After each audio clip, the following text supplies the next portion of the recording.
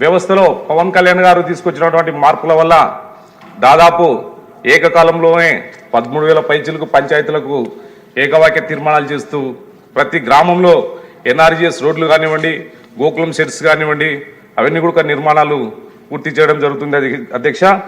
అంతేకాకుండా పంచాయతీరాజ్ వ్యవస్థకు వస్తే గతంలో గత పాలకులు చేసినటువంటి నిర్వాహకాల వల్ల అన్ని గ్రామాలు కూడా నష్టపోయాయి. అయితే ఒకటి గమనించుకోవాలి అధ్యక్ష, 2014 నుంచి 19 వరకు పంచాయతీరాజ్ మంత్రిగా ఉన్నప్పుడు మా యువ నాయకులు శ్రీ నారా లోకేష్ బాబు గారు ప్రతి గ్రామంలో ఎల్ఈడి బల్బ్స్ చేయించడం జరిగింది.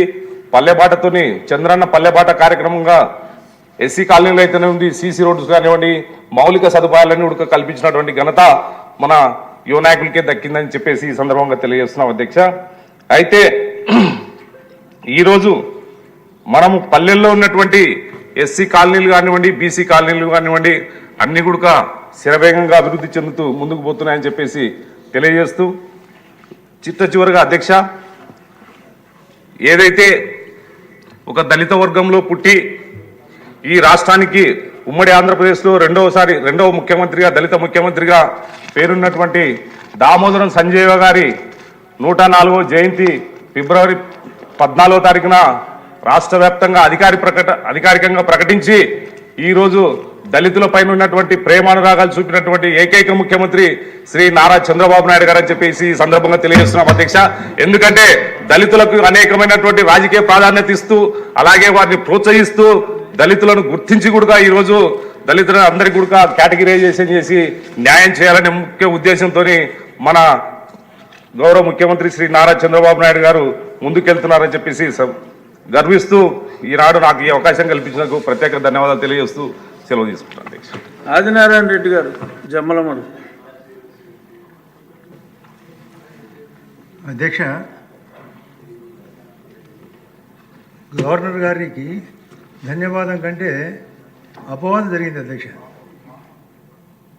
విశేషంగా ఆయన అన్ని విషయాలు చెప్పబోతే వీళ్ళు విషయంగా మాట్లాడారు.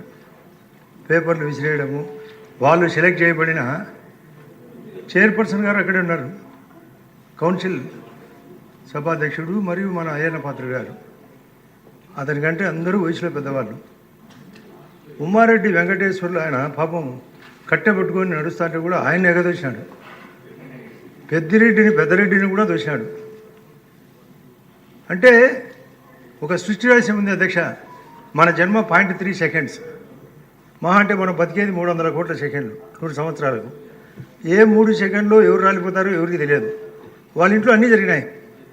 వాళ్ళ నాన్న పోయినాడు, వాళ్ళ తాత పోయినాడు, ఆయన అయిపోయి చేసినాడు వివేకానంద రెడ్డి. అది తెలుసుకోవడం అతను. రాజ్యాంగం అంటే ఒక సిస్టమ్ ఉంటుంది. గవర్నర్ గారు ఈ రాష్ట్రానికి మొదటి పర్సన్. పాపం సుప్రీంకోర్టులో న్యాయమూర్తిగా ఉండి ఇక్కడికి విచ్చేసిన వ్యక్తి.